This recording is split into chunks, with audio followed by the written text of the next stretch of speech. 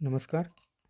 मी प्राध्यापक डॉक्टर प्रशांत फडणीस, अर्थशास्त्र विभाग प्रमुख, बाळासाहेब देसाई कॉलेज, पाटण. आज आपण भारतातील दारिद्र्य, पॉवर्टी इन इंडिया हा घटक पाहणार आहोत. दारिद्र्याची संकल्पना. दारिद्र्य ही एक आर्थिक व सामाजिक संकल्पना आहे. दारिद्र्य ही सापेक्ष व निरपेक्ष संकल्पना आहे. भारतीय अर्थव्यवस्थेत वाढत्या बेरोजगारीमुळे दारिद्र्याचे प्रमाण अधिक असल्याचे दिसून येते. दारिद्र्य हा भारतीय अर्थव्यवस्थेचा प्रदीर्घ काळापासून अस्तित्वात असलेला आणि अनेक उपाय करूनही बरा न होणारा दुर्धर असा आजार आहे, असे भारतीय नियोजनकार नेहमी म्हणतात.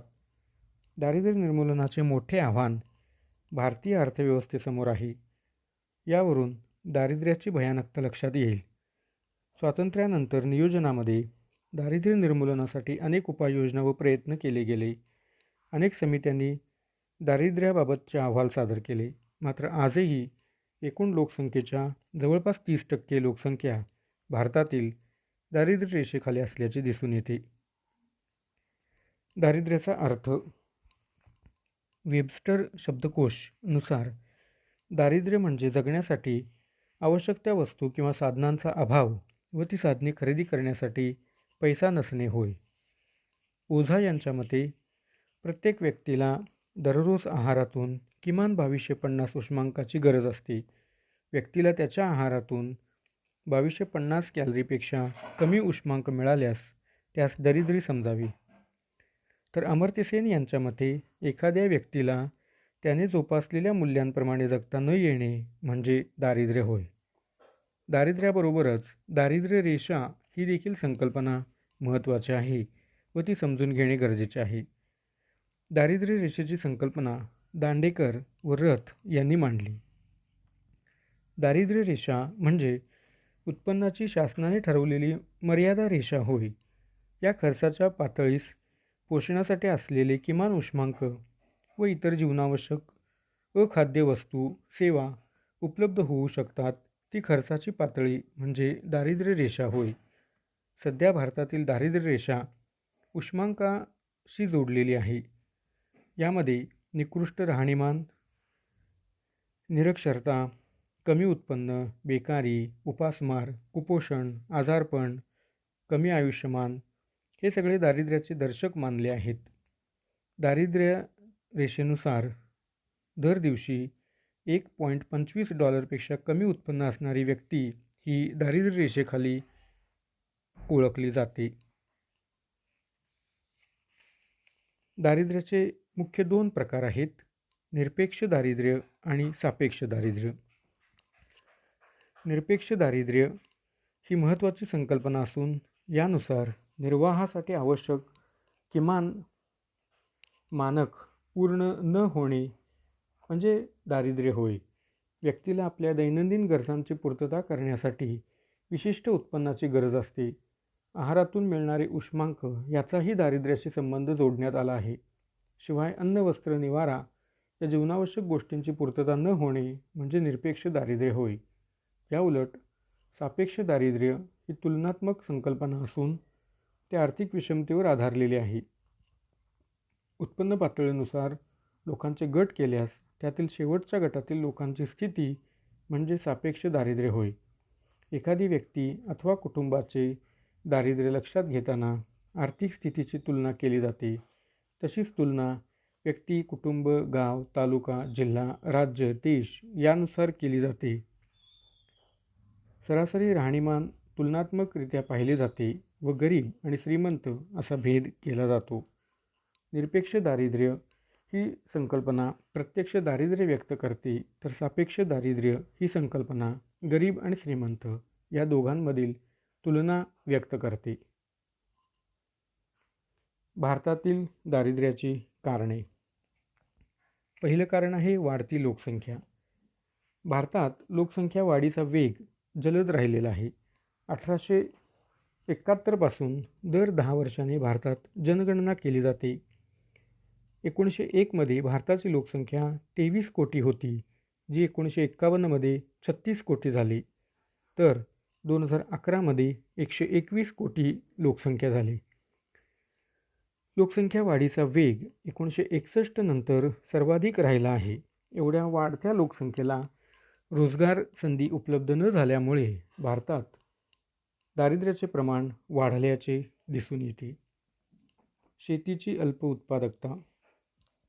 भारतीय अर्थव्यवस्था शेतीप्रधान असून भारतीय शेतीची उत्पादकता अल्प आहे. भारतीय शेतीचा लहान आकार, भांडवलाची टंचाई, सिंचनाच्या अपुऱ्या सुविधा, पिकांवरील रोगराई, रासायनिक खतांचा अतिरिक्त वापर, शेती संशोधनाला चालना न मिळणे, अनिश्चित पर्जन्यमान, दुष्काळ यामुळे भारतीय शेतीची प्रति हेक्टरी उत्पादकता कमी असल्याचे दिसून येते. मंद आर्थिक विकास. भारतात गेल्या 2 दशकांमध्ये विकासाचा वार्षिक दर 5% कमी राहिला आहे. 1951 ते 1990पर्यंत हा दर केवळ 3.5% होता. वाढती लोकसंख्या विकासासाठी अडसर बनल्यामुळे देशात आजही औद्योगिक प्रगती फारशी झालेली नाही. कमी दरडोई उत्पन्न व उपभोग यामुळे दारिद्र्याचे प्रमाण अधिक असल्याचे दिसून येते. बेरोजगारी. बेरोजगारी हे दारिद्र्याचे महत्त्वाचे कारण आहे. असेही म्हणता येईल की दारिद्र्य आणि बेरोजगारी या एकाच नाण्याच्या 2 बाजू आहेत. देशात उद्योगांचा फारसा विकास न झाल्याने लोकांना शेतीवरच अवलंबून राहावे लागते. यामुळे ग्रामीण व शहरी भागात बेकारी आढळते. माहिती व तंत्रज्ञान क्षेत्राची प्रगती, जागतिकीकरण, उदारीकरण, खाजगीकरण यामुळे रोजगार मागणीपेक्षा रोजगार संधी कमी झाल्याने भारतातील ग्रामीण व शहरी भागात प्रचंड बेरोजगारी निर्माण झाल्याचे दिसून येते. यामुळे दारिद्र्य वाढल्याचे दिसून येते. भांडवल व संयोजनाचा अभाव. देशाच्या आर्थिक विकासात भांडवल व संयोजन महत्त्वपूर्ण असते. भांडवल व संयोजन कौशल्याची गरज असते. भारतात भांडवल व संयोजन कौशल्याचा अभाव असल्यामुळे दारिद्र्य वाढल्याचे दिसून येते. शिक्षण व कौशल्याचा अभाव. भारतात शिक्षणाचा प्रसार वाढत असला तरी ग्रामीण निरक्षरता आहे. देशात शिक्षणाचा, व्यवसाय शिक्षणाचा अभाव, प्रशिक्षण व कौशल्याचा अभाव, संयोजन कौशल्याचा अभाव यामुळे दारिद्र्याचे प्रमाण वाढले आहे. संसाधनांचा अपुरा वापर. भारतात नैसर्गिक संसाधने विपुल प्रमाणात आहेत. खनिज संपत्ती, जलसंपत्ती, पर्जन्य, हवामान यासारख्या नैसर्गिक संसाधनांचा पर्याप्त वापर होत नाही. तंत्रज्ञानाअभावी अनेक प्रकल्प सुरू करता येत नाहीत. अनेक ठिकाणी साधनसंपत्तीचा अपव्यय केला जातो. शेतीचा पूर्ण क्षमतेने वापर होत नाही. खुल्या व छुप्या बेरोजगारीमुळे श्रमशक्ती वाया जाते. परिणामी लोकांचे उत्पन्न कमी राहून दारिद्र्य वाढते. आर्थिक विषमता. भारतात मोठ्या प्रमाणात आर्थिक विषमता आहे. विषमतेमुळे समाजात श्रीमंत आणि गरीब असे 2 वर्ग निर्माण होतात. श्रीमंतांकडून गरिबांचे शोषण होत असल्याने गरिबांची गरिबी दिवसेंदिवस वाढत आहे. मुठभर श्रीमंतांकडे प्रचंड संपत्तीचे केंद्रीकरण झाले आहे, तर दुसऱ्या बाजूस गरीब व निर्धन लोकांचा मोठा वर्ग आहे. राष्ट्रीय उत्पन्नाचा योग्य हिस्सा त्यांच्यापर्यंत पोहोचत नाही. जितकी विषमता अधिक तितके सामाजिक कल्याण कमी. थोडक्यात विषमतेमुळे दारिद्र्यात वाढ होते. भांडवलाची कमतरता. देशाचा विकास भांडवल निर्मितीवर अवलंबून असतो, परंतु भारतात भांडवल निर्मितीचा दर अल्प आहे. देशातील लोकांचे उत्पन्न कमी असल्यामुळे बचती कमी आहेत. भांडवल निर्मितीचा दर कमी आहे, गुंतवणूक कमी आहे, राष्ट्रीय उत्पन्न पातळीही कमी आहे. परिणामी निर्माण होणारा एकूण रोजगार कमी होतो. थोडक्यात भांडवल निर्मिती दर अल्प राहिल्यामुळे दारिद्र्य वाढल्याचे दिसून येते. इतर कारणे. इतर कारणांमध्ये भारतातील जमीन वाटपातील विषमता, भारतात पर्यायी रोजगार क्षेत्राचा असलेला अभाव, दारिद्र्याचे दुष्टचक्र, मूल्यांची घसरण, विज्ञान व तंत्रज्ञानातील प्रगती, खाजगीकरण, उदारीकरण व औद्योगिकरण, जागतिकीकरण, खुली अर्थव्यवस्था यासारखी अनेक कारणे भारतीय अर्थव्यवस्थेत दारिद्र्याचे प्रमाण वाढण्यासाठी कारणीभूत असल्याचे सांगता येईल.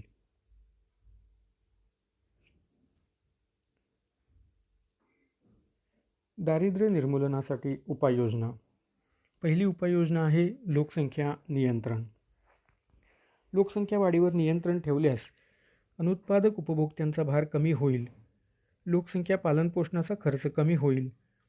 तो खर्च आर्थिक विकासाच्या प्रकल्पांवर केला जाईल. विकासाला गती मिळून दारिद्र्य निर्मूलन कमी होण्यास मदत होईल.